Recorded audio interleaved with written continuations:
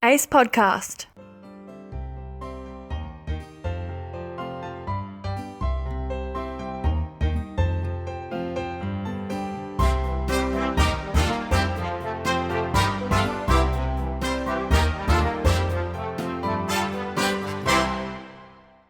Hello and welcome to Vaguely Accurate. As always, I'm your host, DK, and today on the show we have David Gozzard of the University of Western Australia, specialising in the field of physics called Optical Metrology. He is pretty much going to revolutionise signal transmission and improve more technology than you are probably aware you actually use. Vaguely Accurate now has over 20 episodes hosting discussions with early career researchers. If you're new to us or have missed a few episodes, I strongly encourage you to check out our archive. There are some fantastic talks there and you'll never know what you learn. Before we get into today's show, I just want to do a quick shout out and raise awareness for SABRE, or the Staffy and Bully Breed Rescue Foundation. It's an organisation, completely voluntary run, non-for-profit dog rescue. They're there to improve the image of bully breeds in the public perception. They're there to educate on good dog ownership. And they're also there to rescue and rehome neglected or abused or just lost Staffy and bully dogs. They're a fantastic organisation. I actually foster them for myself. We currently have a 9-month-old Ridgeback Staffy who's an absolute delight. It would be nice if our beagle stopped barking at him. But it would be great if you could check out the website. I've put it in the description to this episode. If you enjoy it, please log on to iTunes, subscribe, rate and review. It really does help us and it will be truly appreciated. Not going to delay us anymore. David's going to do his own introductions. Look forward to hearing from you soon. Thanks very much for coming on the show. Thanks for having me. So I'll start off first. Do you mind introducing yourself for the audience that are listening? I'm David. I'm a physics PhD student at the University of Western Australia. I work in a field called optical metrology. Basically, I use light to measure things, to make fundamental measurements of our universe. Okay. And I'd like to start off mostly with an ambiguous question I tend to ask most people, especially with the field of physics. In your own words, can you define physics? That's tricky.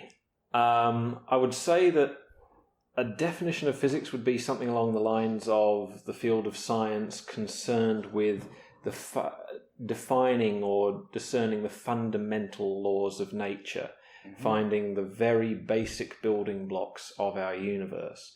But in research and in reality, physics is much more broad. The delineation between physics and engineering or chemistry is a very blurred line and we don't really know where it is. I understand. So, almost all major technical discoveries have derived from physics in some application. Whether the actual research or the discovery itself was intended to be used in that application, like the silicon transistors and stuff like that, were never intended to be used initially for supercomputers or anything like that. They just kind of were discovered that they work that way. Yeah. One thing I've found is that it's physics until that first prototype is made and then it's passed off to the engineers. That very, very broad, very general, but that for quite a few technologies, in hopefully the kind I'm working on, that seems to be the case. Yeah. So what motivated you to come to this very diverse, broad, but also very niche in your respect field? I actually started out as a mechanical engineer, studying mechanical engineering. But I did a double degree with physics, and as my degree went on, I just thought, the mechanical engineering's fun, but physics is more fun. Yeah. And I decided I wanted to do a PhD in physics. And what brought you to the light aspect? I did a summer studentship with my current PhD supervisor and just really enjoyed the work. The studentship, the topic just sounded interesting. So I'll pick that one, and it was interesting, and so I have stayed there. That's a good start. I know some people they start off very, I suppose, vague and broad with their topics, and they don't quite know where they're going with it. And then over time it kind of develops and delays come up, and then they suddenly change complete direction, realizing that's almost a dead end, or that's not going to give them what they want. And they try and find something interesting, but to find something initially interesting straight off the bat, that's... Yeah, it's been an interesting process because, as I say, I started out in engineering, sort of moved to physics, and then what I had asked to do as a project was an infrared single photon detector. So that's just that would have been a short summer project, interesting piece of technology that had never been really done before at that time. And my supervisor talked me out of it and into a different project, which is the optical metrology stuff, signal stabilisation, and then that has moved on to other applications. Yeah. So I'd like to talk about your research now. Can you tell us the title of your thesis and give us, in your words, a brief overview of what you are looking into? So my thesis will hopefully be called Stabilised Time and Frequency Transfer for Space Science Applications. So basically, I'm doing stabilised signal transfer. A lot of our modern technology, so GPS satellites, the high precision timing synchronization of the financial network or the mobile phone network, they use high precision clocks called atomic clocks. And these clocks are getting better over time. We're always working on them, developing new ones. And we're getting to the point where the latest clocks, they're so precise that their time signal cannot be transmitted without losing a huge amount of their precision. So I'm working on ways to transmit those time signals without losing that precision, so we gain the full benefit of these clocks and can improve existing applications like GPS and network time synchronization, but also future applications that could come out of this improved precision. One of the most exciting ones that might come that we can see is in surveying. Highly accurate atomic clocks respond to the gravitational field of the Earth.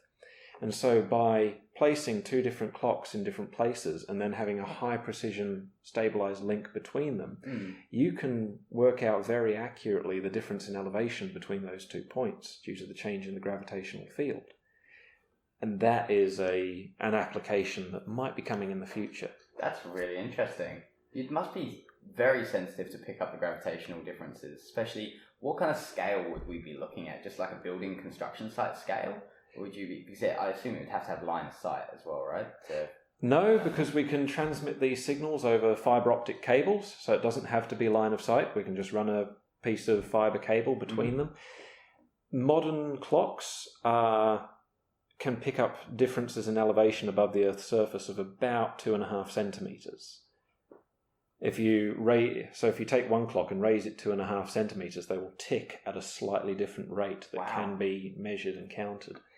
Now, those are the real future applications that might be coming in 10 years or maybe more out of these sort of technologies. But what I have mainly been working on is for the Square Kilometre Array Telescope. So the Square Kilometre Array Telescope is going to be this huge radio telescope built partly in outback Western Australia and partly in the desert regions of South Africa. The telescope is going to be so vast. Sorry, I'll take a step back. Yeah. The radio telescopes like this need high precision reference signals sent to each of their antennas, so that as they receive the signal from the sky, they can correctly calibrate and tag that signal before it's sent off to the main computers that process it. The SKA is going to be so vast that over the distances we're transmitting these signals, they pick up a lot of noise, they degrade during transmission. So by stabilizing these transmissions, we can improve the resolution and sensitivity of the telescope. So with this large-scale telescope, what would it be exactly picking up? Would it be picking up the cosmic background radiation? Is that what would be defined as its receiving signal? It could pick up the cosmic background radiation, but the design of the telescope was intended to do two different parts. One was to study galaxies, basically as many galaxies as deep into the universe as we can, so we can study the formation of galaxies over time and see how we got from the Big Bang to where we are today. And then another part of the telescope, so that's the part being built in South Africa. The part being built in Western Australia is going to look even further back. It's intended to look back to when the first stars switched on after the Big Bang. So after the Big Bang, the galaxy was just filled with gas, just roughly evenly distributed gas. There weren't any stars or anything emitting any light. And over hundreds of millions of years, the gas coalesced into the first stars, and then those first stars switched on and began shining across the universe. So the telescope is going to look back to those very first stars to answer the questions of how did we get to the universe we have now. That'll be some fascinating knowledge when that comes out. It's going to be cool. That'll be like Einstein level of interesting and groundbreaking, I suppose. It's going to be a slow process. It's not going to be an overnight breakthrough, but yes, this telescope's going to run for 50 years. That's its design life. And every year it's going to get more and more powerful. Yeah. But over time we hope to be answering these fundamental questions about the universe. Now, for those that don't know, an atomic clock, are you able to give a brief, short explanation of the history and the design, how an atomic clock works, what makes it so unique and so sensitive to gravitational fields and just time? Yeah. So in any clock, the important part is the bit that we call the oscillator. So in an old grandfather clock, that's the pendulum. It swings one side to the other every second, and so the grandfather clock counts seconds. In my watch that I'm wearing, there's a little quartz crystal which, when the battery voltage is applied to it, vibrates at 32,000 times a second. And the rest of the watch is just there to count those vibrations and say, every 32,000, okay, another second has ticked by. With atomic clocks, we are using resonances in the atoms. So atoms absorb and emit very specific wavelengths of light. So it's basically the way how the lights in your room work. The atoms are excited, and so their electrons emit light. But we can do this with much greater precision. In a laser, we excite the atoms and they emit a very precise wavelength of light. With an atomic clock, we pick particular atoms and stimulate them in particular ways and in carefully shielded environments so that there are the minimum number of disturbances to the atoms so that they emit the same frequency of light every time. So, as I said, with a grandfather clock, you've got one tick of the pendulum every second. With my watch, there's 32,000 vibrations a second. With the atomic clocks that we've got on GPS satellites and that are doing most of the work right now, there's about 9 billion cycles per second. That's the frequency of light they're emitting. With the new clocks coming online in the next few years, we're talking 200 to 500 trillion cycles per second. So we are breaking up the second into 500 trillion very precise chunks. Your research is, correct me if I'm wrong here, it's not looking to improve the accuracy of an atomic clock itself, but you're looking to improve the transmission from that data the atomic clock has at one location to another location? Yeah. So just thinking about the way we transmit time signals right now, so we use radio waves or something similar, like the GPS satellites use radio waves to transmit their time signals. But radio waves or microwaves, like from your Wi-Fi, they transmit on a frequency of 2.4 gigahertz, so 2.4 billion cycles. Yeah. So you cannot use something that's only doing 2.4 billion cycles a second to transmit the precision of a 500 trillion cycle per second clock. So that's why we need to use lasers over fiberoptic cables that can get close to that 500 trillion cycles per second. But the cables, the fibre optic cables are very susceptible to disturbances like vibration or temperature variation. So as the cable is vibrated or heats up and cools down during the day, it changes in length. And that means the clock signal going in at one end is taking a little bit longer or a little bit shorter to get to the other end. And so if you're sending a very high precision signal at one end, it's not high precision anymore at the other, because it's taken a little bit shorter or a little bit longer to get there, and that's changing constantly. So it changes an environmental stimulant. Yeah. Stimulus kind of changes what should be a fixed parameter into a very minor variable, creating slight uncertainties on either end. Yep, but these uncertainties are big enough that we lose all of the advantages of these new clocks. Okay. So by developing technologies to stabilize this transmission, basically measure those fluctuations on the line and compensate for them, we can transmit the full precision or nearly the full precision of the clock and get massive benefits out of this technology. So So your research is almost, as we just kind of discussed, it's almost a physics and an engineering degree put together, because you are designing a product or a application directly derived from your work. Yes, but once we get those first prototypes out the door, then engineers will run with it. But yeah, we've got to apply quantum mechanics and atomic theory and general relativity to our considerations and to our design of these things. Mm-hmm. And then we'll pass it on to engineers. So it's very much physics for now, engineering later. As I say, there's no hard and fast definition. It's the lines are blurred. So could you tell us a little bit more about the research in your approach that you have taken, and to describe your methodology for us? I assume it was quite heavily mathematics. No, not when I came on board. When I started my PhD, the idea for this had just happened. So the week I started my PhD, my supervisor had gone off to a square kilometre array meeting in China that was kicking off this project. So this timing stabilisation project. And the general field of time signal stabilisation is about 20 years old now. That shows the length of time that research needs, because the fundamental paper, what's the word? I can't remember the word for pilot paper, discovery paper. Yeah, the initial. Yeah, I can't think of the word.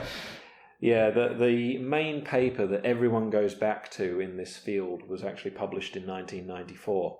And since then, we've been developing the technology, making it better, developing new ways, new techniques that we can add in to improve this technology. And it's now...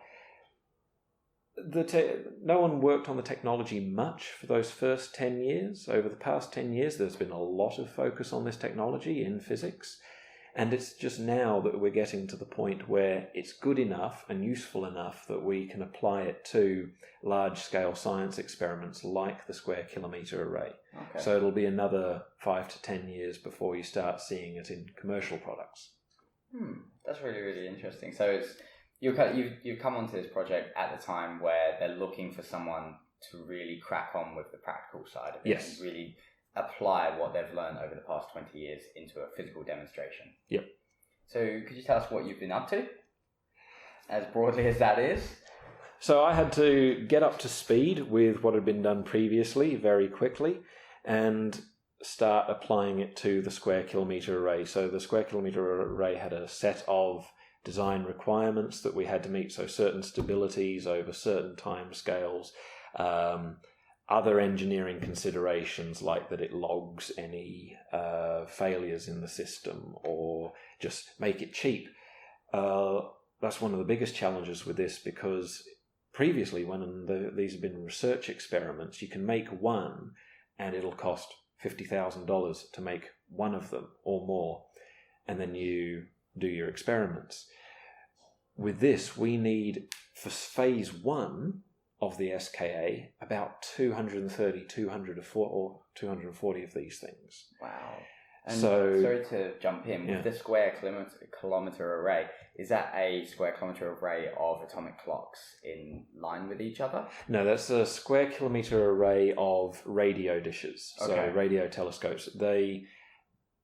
There'll be, at first, about 200 dishes, and then over the years it will expand to about 3,000. Yep. And when it's up to its full capacity in 10 to 20 years' time, the surface area of all those dishes will add up to 1 square kilometre. And that basically gives us an indication of the sensitivity. You've got more collecting area, you can collect more signal from the sky, it gives you your sensitivity. So it's going to be spread over a huge area. It's going to be about 3,000 kilometres tip to tip. But summed together, all those dishes will have a square kilometre of collecting area. Okay, that makes sense. So, yeah, that's why it's called the square kilometre array. And each of those dishes needs a high precision time signal sent to them. So as I say, stage 1, it'll only be 200, but it's going to go up to 3,000. So these things need to be as cheap as we can make them. So it's a case of, yes, using the physics, but also keeping these engineering design principles in mind to make a small, so it's got to be small, it can't take up a whole bench like it can in a lab, it's got to take up a circuit board. And it has to be cheap as well. So it was, a lot of my PhD was a case of, right, test this at a laboratory scale. So we'll make our first prototype and it'll take up a couple of tables of equipment. And then we package it up into a smaller form factor, maybe the size of a couple of shoe boxes. And at that stage, we can actually take it out to existing telescopes, plug it into those telescopes, test it, make sure it's working as predicted, make sure that the results we're getting in the lab agree with results from actual telescopes. And that's the stage we've just got up to now. So last year I spent about a month at a couple of telescopes, actually running tests. We're going to continue with more tests at telescopes, but now we're really getting into the miniaturizing of these things. So now they're going on circuit boards so that we can make 200. And those circuit board ones, we now need to test those both in the lab and out in the field at telescopes. So that's going to be the next 6 months to a year of work. Must have been really nice, or a really unique opportunity to be able to go to all these different telescopes, be able to see how they work, be able to be introduced to all the people that work behind the... Yeah, it's fantastic. And it's not what I signed up for when I started my PhD. When I started my PhD, I was expecting to be working on these signal stabilisation technologies in the basement of the physics building. Whereas, nice little hermit for the universe. Yeah, exactly. Never see sunlight during the winter, that sort of thing. So when I signed up, this is not what I signed up for, and it's been fantastic. I have got to go to some of the world's premier observatories. So we've got the Murchison Radio Astronomy Observatory here in Western Australia. I've been to that twice. There's Narrabri, which has CSIRO's Australia Telescope Compact Array over in New South Wales. I've been to Jodrell Bank in the UK a couple of times, and to South Africa twice, but just to their telescope once. And it's fantastic. You meet a lot of other interesting scientists and engineers who have been pushing the boundaries of these technologies for years, or really know their stuff, or have learnt fundamental new things about the universe. And they're all really enthusiastic about their work. They're really knowledgeable, helpful and friendly. So the telescopes themselves are cool. Yeah. They're just interesting places to go, but the people you meet along the way are also really interesting. That's really cool. I'm completely jealous of the opportunity to not just see the cool places, but to meet all those people. It's great. It's great. The people that the names may not be so much known, but the products within the fields are definitely really recognised. Or you just meet the scientist who's really enthusiastic about what they do. They're passionate about that. They're really good at it, and it's great to just see their passion for it, but also the stories they've developed over the years. So I had a look at your 3-minute thesis which you did, 3 years ago now? Yeah, I've done it every year for the past 3 years. So. Okay, I think the video I came up was like your first one, the one where you described that you were the technology you were looking at to stabilize these atomic clocks between each other was to look at a Doppler shift or to do a return signal. Yeah. Did that develop as you planned? Yeah, that's still the very basic idea behind this technology. So we transmit the signal out through the fiberoptic cable, and in the receiver we decode that signal and receive it. But also there's a special kind of mirror called a Faraday mirror. It changes the polarization of the light in just the right way, but it's basically a mirror. So seriously, all we're doing is reflecting a bit of the light, a bit of the transmitted light back through the cable, and so it comes back to the transmitter. And so the transmitter knows what it transmitted, but it now also knows what has it's passed twice through the transmission link, but that can be allowed for. So the transmitter's got its original signal and the signal that's just come back from the link and has been disturbed by the link changing length due to temperature or vibrations. And it can say, this is how this signal has been twisted or deformed, perturbed during the transmission. Mm-hmm. I will pre-compensate for that so that the next signal I transmit out takes this into account. So let's say the fibre line is heating up during the day. So it's after sunrise, the fibre line's heating up during the day, it's stretching in length. Yeah. That acts as a Doppler shift. So the mirror is effectively getting further and further away over time. So it's like when an ambulance is going away from you, its siren sounds lower. Yeah. the frequency of light reflecting off that mirror, because the mirror is moving away, is now lower than the frequency of light that was transmitted. The transmitter detects this and realizes, okay, I will just up the frequency I'm transmitting a little bit to compensate for this, so that now what is hitting the mirror, and therefore the receiver, is just the right frequency. That's completely different to what I was expecting it to be. So when I heard that, I expected it to be like an algorithm that the transmission has at the end and goes, cool, this was the variations that occurred. There's some complex algorithm that it applies and goes, cool, I'm just going to transmit this as a data file and say this was the lag or this was the delay. Yep, that's one way of doing it. More of a memory capacity for the actual transmitter itself, so it takes on board, it's a learning capacity, so it takes on board what it has and goes, cool, that's what is happening. I'm just going to adjust myself to be more efficient in this new environment. Yes, so that's the way we do it. That's the basic principle behind the way ours works. But there are other ways to do the signal stabilization stuff. There are groups out there that do it the computationally intensive way, where everything's done after the fact. So they do the system measures all these signals, then feeds it to a computer, and the computer does work out what changes have to be made to stabilize the transmission, or at least restore the precision of what is being received. There are other tricky ways where you send signals of different frequencies that are all the correct ratio of each other. So let's say you send 1 gigahertz in one direction, you then send 2 gigahertz in the other direction, and the way they mix together, and you subtract one from the other, and then at the end you get a signal that you can say, oh, okay, this is what's happening to our primary signal on this transmission line. Yeah. So there are other ways to do it, but the Doppler shift method is the way we're concentrating on.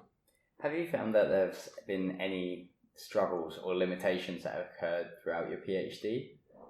And if so, could you describe how you overcome them for anyone that's thinking maybe to go into a PhD, so they kind of have an idea of what to expect, whether it be financial limitations, technical, or just ethical? It's a learning curve, so a lot of the things you will encounter will be due to, or at least in my PhD, a lot of the things I've encountered are due to lack of experience, ignorance of what's going on. And sometimes that's not my fault. Sometimes that's because you've made a new discovery. These are new technologies. No one's ever tried this technology in this environment under these circumstances before. Yeah. You are the first person doing this. You can try and guess what's going to happen. Well, based on the lab results, you might have a prediction of what's going to happen, but then you might miss something. Like the very first time, I'd been doing my PhD for less than a year. I'd spent the year doing laboratory tabletop prototypes of our very first design for these signal stabilization systems. I took it out to a telescope. I was only 9 months into my PhD, plugged it in, and it just did not work. And it was not stabilizing the signal properly. It was noisy. It was horrible. Could not work out what was going on until we worked it out. In the lab is quite nice and quiet. The signal we're transmitting on a loop of fibre around Perth is picking up a lot of noise as trucks and things drive over roads near the fibre, and Perth heats up during the day. So there's loads of noise on the link, but we're sitting in a very quiet lab on a nice sturdy table. And at the field site, we were in a server room, so there were a lot of cooling pumps and things whirring away. And you could feel the vibration coming through the floor. And we were also sitting on a trestle table. So nothing was sturdy, nothing was quiet, and our transmitter was picking up these vibrations and putting them onto the signal it was trying to stabilize, and then sending that. So we were putting the frequency of the air conditioning in the room, of the cooling pumps in the room, onto the signal we're transmitting. And once we're out in the field, there's nothing you can do about that. That turned out to be a right back to the drawing board kind of discovery. Okay, we can't do it this way. Back to the drawing board, back to the lab. New design, right? Keep in mind it's got to be the transmitter itself has to be hardened against the noise, not just harden the link against the noise. Try again. And now we've got a system that can take the noise. That seems like that's learning from your mistakes. That's progress in any respect. Yes. So you're always going to have those small little oopsies that just turn up, and you've just got to think on your feet. Depending on your budget as well. Like I know some people with some studies, they have very limited budgets that make mistakes like that costly, not just in time but in financial assets. Yeah, money's always a thing because there's never huge amounts of money to kick around. I mean, when you're really have to decide whether that $20 amplifier is or that $20 piece, do you really need that? You're running on fumes basically, and you have to make every dollar count. If you break something, it's just, oh dear. Tossing up between whether it's worth buying a spare of this or a spare of that, because you can't afford both. Yeah. So which one's most likely to break, but which one's more crucial? If you can afford a spare at all. Yes. I must be going into like the wealthy side of research over here. Yeah. Oh, your spares? Spares? Come on. So you're coming towards the end of your PhD. Yeah. Like you were scheduled for February. You got a few setbacks that pushed you back till maybe mid-year this year. Yeah. Which not too much of a problem for you? No. PhD is nominally 3 years. I have met very few people who have succeeded in doing it in 3 years because you are working at the cutting edge. You by definition, are doing something no one's ever done before. Things don't go to plan. They're going to blow out. So you're very lucky if you do manage to make them. But you just kind of happen to do everything in the right way, in the right order, every time. You're just like, sweet. Okay, that was nice. Luck, planning, and hard work. But dash of luck. So do you happen to have any plans for when you do finish? I have really enjoyed my PhD and I want to stay in academia. So I've not only enjoyed the research, which has been fascinating, but I've enjoyed the teaching I've taken on as well. So I like learning in all its forms. So whether it's the learning at the cutting edge of research or learning via teaching and passing on what you learn, it's fantastic. I love all of that. And so I want to stay in academia, and that means working at a university somewhere. Ideally, there are other options, but ideally I would like to work at a university somewhere. So that means, and in academia it means moving on. You've got to do an international postdoctorate somewhere. Does it have to be international?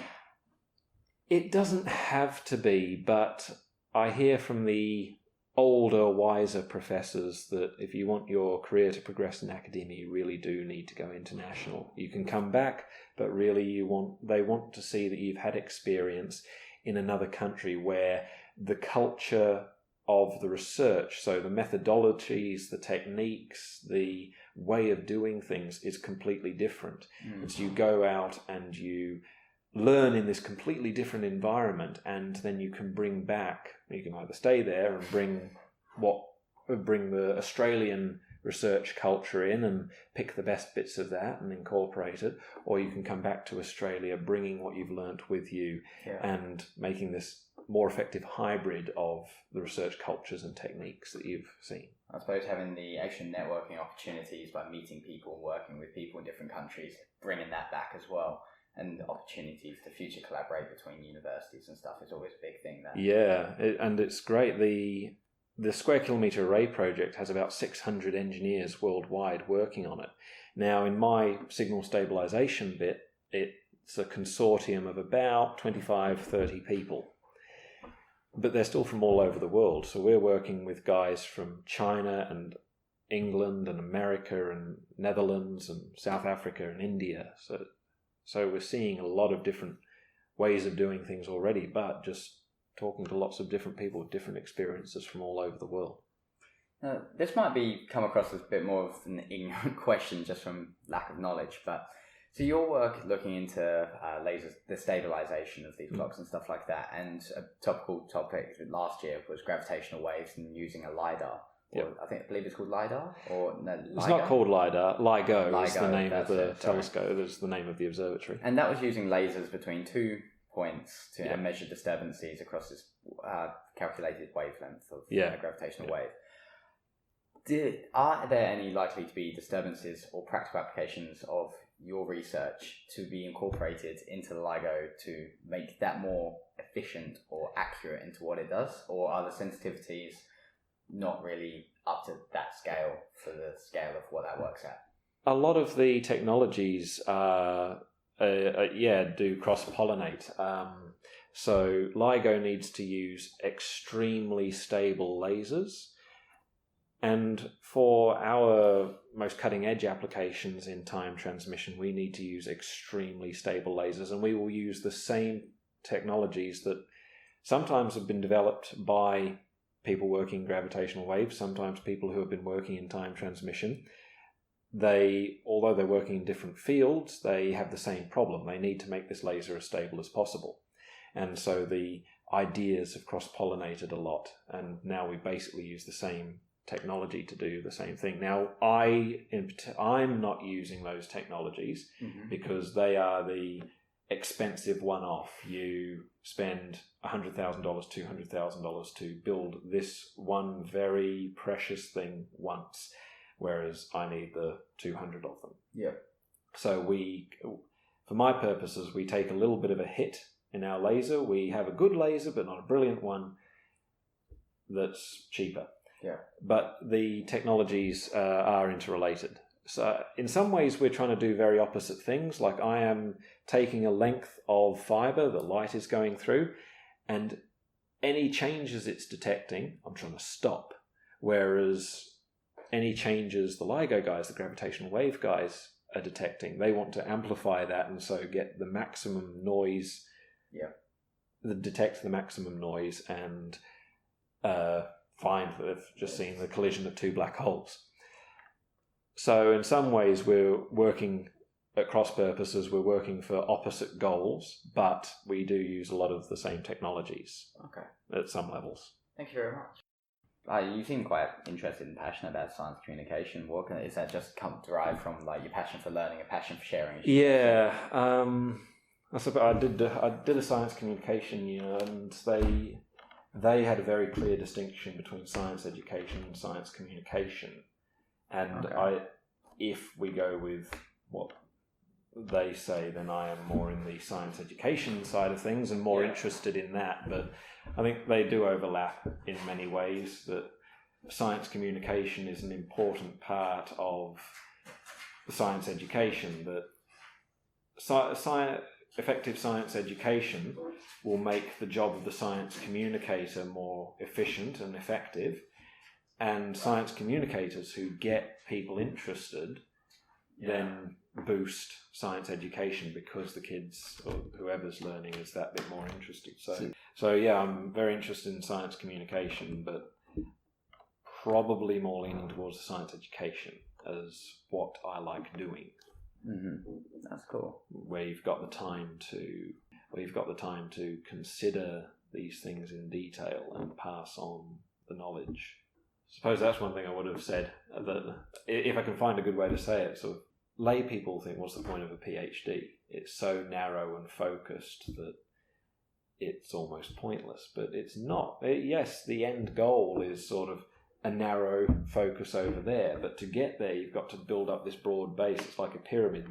There's your goal, but you've built it on this broad base of other learning. So at the bottom you've got the general science and physics background, and science and physics and engineering background, all those things you need to know the basics of. And then at the next level up you've got sort of more the skills start coming in, that you know how to write a bit of code or use certain software, and then you've got some specialist electronics knowledge and things like that, and then there's what you're the world expert in. Yes, so something I usually ask everyone that comes on the show is, do you happen to have any advice, or do you have anything you wish to advocate or ask even the audience, carry anything across? Do you have any words of wisdom that you wish to speak to the audience? Learning can be fun. I enjoy learning. Learning is important, and sharing what you learn is important, and that is the point of teaching and the point of research. We are trying to find out about our universe, and whatever we learn makes our lives better, can go back into improving our lives, whether it be through medicine or new technology. That is why I do what I do, to find out how the universe works, and get something useful out of it. And that's it from us today. Thank you very much for joining us on Vaguely Accurate. I hope you learned something new. It was an interesting episode from a topic I've not even heard of before, and it's great to hear about the work that's being conducted there. If you enjoyed the show and want to feature yourself, talk about your research and showcase what you're doing, then please get in contact with us on vaguecomments@gmail.com or submit a form on our website, vaguelyaccurate.com. If you haven't checked out Ace Podcast yet, there are a fantastic array of shows and they're continuously growing. If you have a podcast yourself and want to get involved with Vaguely Accurate, strongly encourage you to check out the website, see if it's your kind of thing, and then submit a form of interest. So the website is acepodcast.com. Again, thank you very much. Find us on social media if you have anything to say. Have a good week. Take care.